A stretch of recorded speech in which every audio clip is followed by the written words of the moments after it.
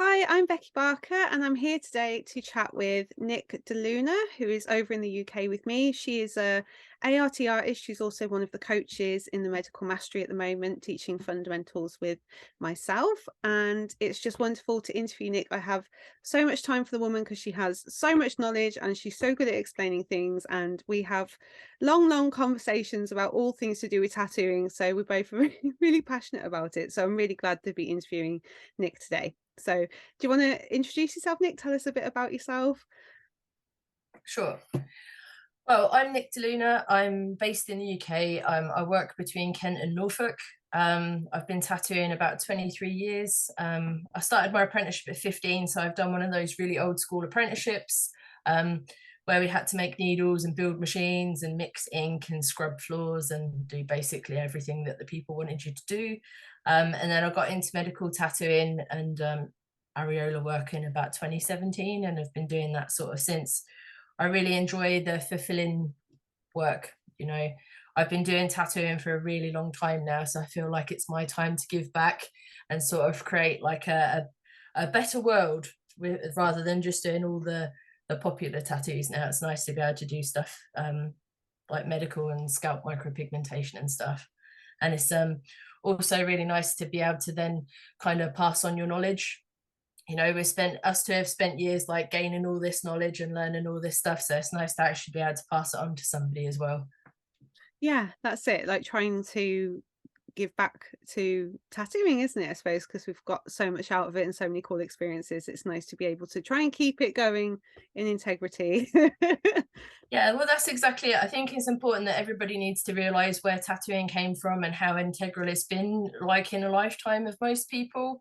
And I think it's really important that the future generations, like you've said before, keep it going, because obviously if we dilute the culture and the standards that we have, it's going to burn itself out. And we're out here for like longevity and to create a legacy that tattooing's still going well past our lifetimes and into the future. So I think like being able to be like the foundational base of that is quite good as well.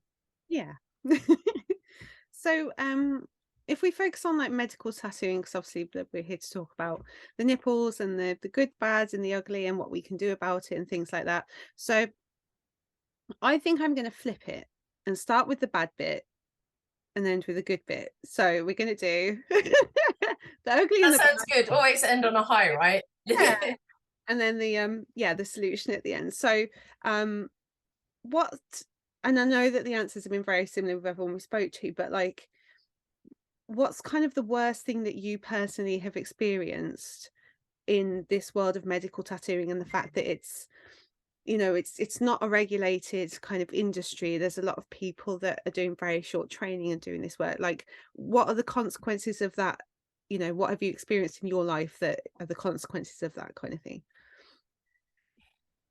I think I think mostly the thing people need to actually remember is we're tattooing people. And there's one thing in normal tattooing where you're just tattooing a canvas and it's a picture and it can be covered up and stuff. But I think it's a whole different level when you come to like medical tattooing.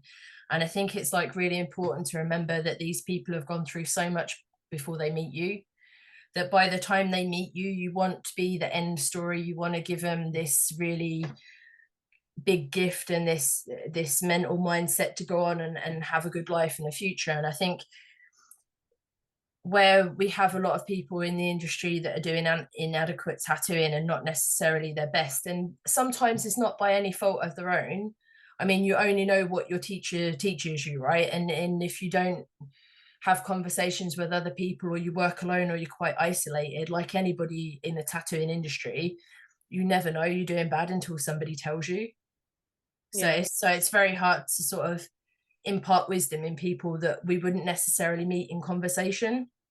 So I think it's important for people to realize that this work is much more than doing a tattoo. And it's not about how I go home feeling at the end of the day after helping somebody. It's how that person feels after you leave them. So it's like, is the tattoo good? Does it look like it's meant to? Is it going to last? Has it caused harm? Did you cause any damage while you were doing it? And those things are what we need to concentrate on, because like in anything, it's very important with how you leave people and how they feel after a tattoo experience. Yeah, absolutely.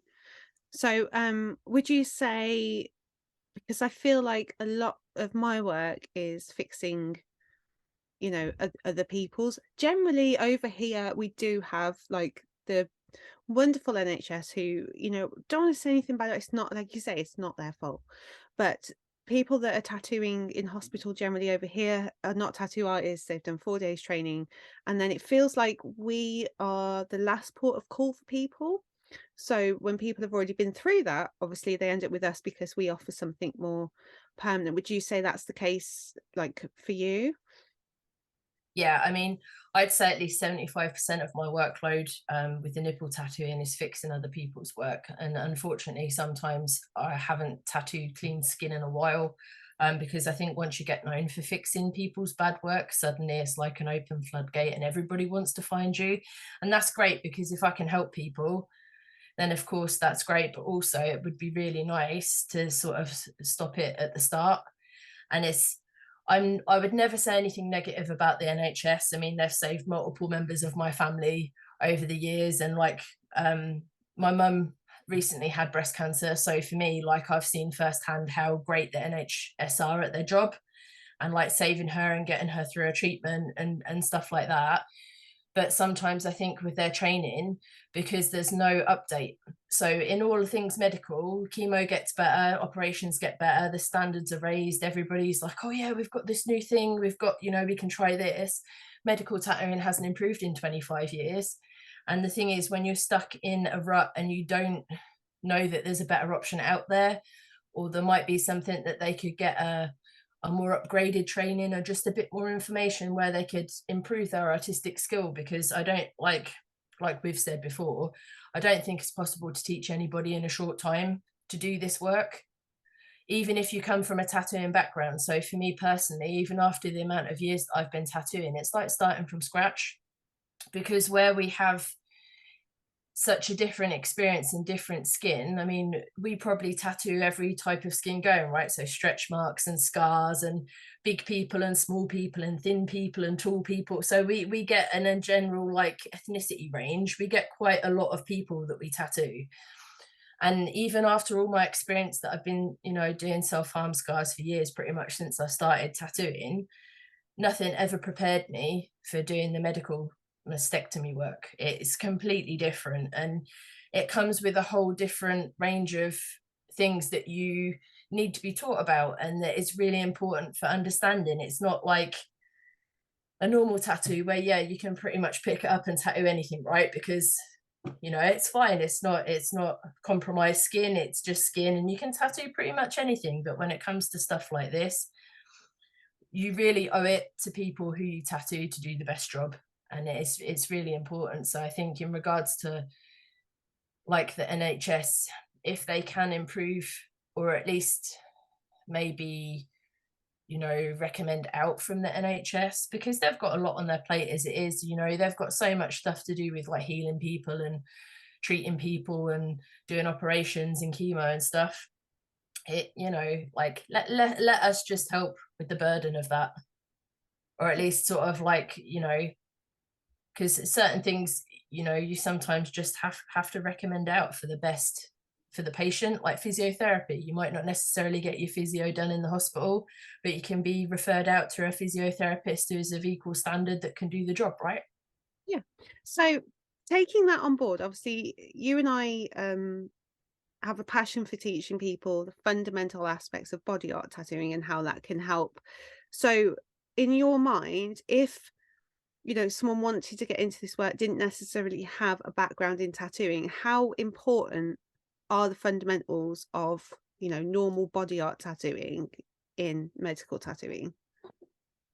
Yeah, the thing is with stuff like that is you have to have a grasp of what you're doing. There's no cheats guide, there's no quick step, there's no it's like to do a 4 day course in dentistry doesn't make you a dentist. So unfortunately, if you don't come from an artistic background and you can't draw, or you struggle to draw something, then you practice, right, until you get better. But sometimes people who are not good at art or not necessarily artistic, sort of, then you kind of need to be, you need to have a functional knowledge of how stuff works.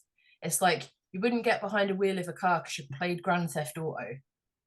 So some things are just not transferable online learning skills. Like you can't learn knowledge from watching somebody else do it. You can't learn knowledge from reading about it. Sometimes you just have to have like a more than a 30-minute conversation or more than watching somebody. It's like there's so many extra things to just tattooing anyway. And there's so many people charging extortionate amounts of money for no knowledge. You know, I've come across it sort of like a couple of people have contacted me and they've done like online training to be a tattooist and paid out like £2,000 or £3,000 to just be taught health and hygiene that you can download from the internet. And then they got to tattoo like their friend's leg who they took for the day, and after a week they were given a certificate of competency, which actually means nothing. And they're, you know, lighter for the experience. And I think it's like people just need to know that you have to have knowledge. It's like in anything, to be competent and well-rounded, you just need to know stuff. And it's like, we're not saying that what we teach is like the be all and end all, but some knowledge in basic tattooing, like machines, needles, what they do in the skin, how pigments implanted, how deep to go, like biofeedback of the skin, so how it reacts when you put it in, and also knowing the do's and don'ts and the hygiene, because none of this is available online. And it's taken us personally, from our experience, years to learn this stuff, and everything changes annually. So you'll get like oh, you have to watch out for this bloodborne pathogen, or this is thing now, or now we've learned that, you know, this doesn't work anymore. So it's, you know, it's ongoing like learning experiences that as artists we have to dedicate our lives to, because at the end of the day it's a mark for life. It's a permanent mark. It's not something blasé like, oh yeah, it'll wash off in a week. And that's just normal tattooing. That's without the medical stuff. Because the thing is with the medical stuff is you have to realize that these people have been at their worst. That like some people really do feel like they've lost everything, you know, when as a woman, and the women I meet tell me, as women, where they lose their hair, they lose their breasts, they might lose, you know, other parts of themselves because if they've got certain genes or stuff, and then all they want to do is look normal or feel normal or have some amount of normality restored. And at the end of the day, if they don't get something that helps them recognize themselves in the mirror, then we've failed. Because like the mental impact of like not recognizing yourself or not feeling that you can heal because you always have a constant reminder of something that happened. And this is where it becomes a whole different sort of concept, because like nipple tattooing is like an incredible gift to be able to give to people, but if you're not doing the best for them, then this is completely, you completely messed up. And that's the thing, if the person goes away feeling worse than when they come to see you, then you did a bad thing and you kind of need to fix that. And I think sometimes it's about having accountability and conversations with yourself to know that you're doing the best by people. Because yeah, I mean, obviously where we've had the experience of surveys that have been undertaken and we've had feedback from people, and the stories that you hear and the negative impact on mental health that these tattoos have had on women that haven't been done properly or that have faded really quickly. It's like the carrot dangling in front of the donkey. They're constantly chasing this end that just doesn't come. So I think I think it's like, you know, you do have to have foundational knowledge in everything and anything to be good at it and to be competent. And this is, medical tattooing is not something to dabble in. It's not a part-time thing. It's not like, oh, I'll do that at the weekend and maybe I'll do one a month. Like we only ever, like, you know, 10,000 hours, right? We only ever get really good at it, the stuff that we do. But it's really important not to practice on breast cancer patients. You really need to have you know, a really good level before you even touch these people. By all means, you know, tattoo nipples on your legs, on your friends' legs to practice, but we don't tattoo on breast cancer patients. We really shouldn't. It's not where we should be practicing. No, I totally agree. So I mean, realistically, would the solution to, you know, what's happening and what we see happening in our like studios and things like that, like, do you think it's kind of down to like people understanding what you've just said? Like, you've just highlighted very well the impact that these tattoos can have on people if they're not done well, but also giving them access to the education that they don't know they need, but we need people to understand that they need it. So if maybe you know, if everybody had access to some kind of education, or there was some standards or stuff, do you think that that would maybe mean that, you know, people that have been through breast cancer know that they're going to get a good tattoo? Doesn't matter like who does it, because that's what we want to get to, isn't it, really? Like, you know, doesn't matter who does a tattoo, as long as they say they can do it and they're doing good, that's fine. um so yeah, would you kind of put that down to like education and standards and stuff as being the solution? Yeah, I think it's just a case of, I think in the beginning, it's a case of raising awareness. So obviously that there's a problem because like, so I've sat in a clinical governance meeting in Kent online during COVID and had a discussion with some pretty high up people about the mental health impact of poor nipple tattoos. And it's like I said in the meeting, like it's not down to that. I mean, people just don't know any better, and this is the problem. If you've been taught on a 4-day course and you've been told this is the epitome of anything that you can achieve, this is the best training that's available, we've put you on this because this is what we know, you think you're good, right? So it's a lack of education. So I think it's like, how do we raise awareness and how do we teach people that this is not necessarily the best course of action, or this is what's happening? Because I think, especially in the UK, because I mean, it's different all over the world, but especially in the UK, nobody's going to go back to the NHS after they've saved your life and tell them that they did a poor job, because that's not what we do. We're British. We might fill out like a little, you know, Google review going, oh, it could have been better. But we wouldn't go back to the surgeon or the breast cancer nurse and go, I really hate my nipple tattoo, I wish I hadn't had it done. And these are the conversations that we need to have, because the people then start looking for other options. Whereas I think maybe it's just a case of if they were offered alternatives, or if it became more aware that there was other options out there. Because obviously, as I'm not a medical professional, I can't necessarily be offered out on the NHS, right? So it's like really hard to tell people that your services are available and this is what they should expect. Because the thing is, so from a tattoo industry as a whole, 15 years ago, it looked completely different. Like it wasn't as artistic, the skill level wasn't as much. But as an industry, as we level up and we raise and we become more artistic, everybody pulls up.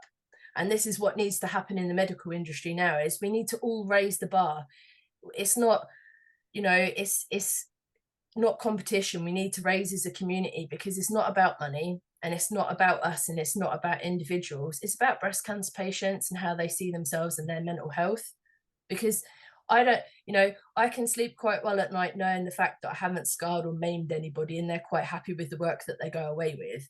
So for me, if people were to realize maybe they're not doing the best job, they wouldn't be happy with it either. And I think it's just a case of raising awareness of, you know, it might not be the best job, or look at, this is what I got before I had to fix it.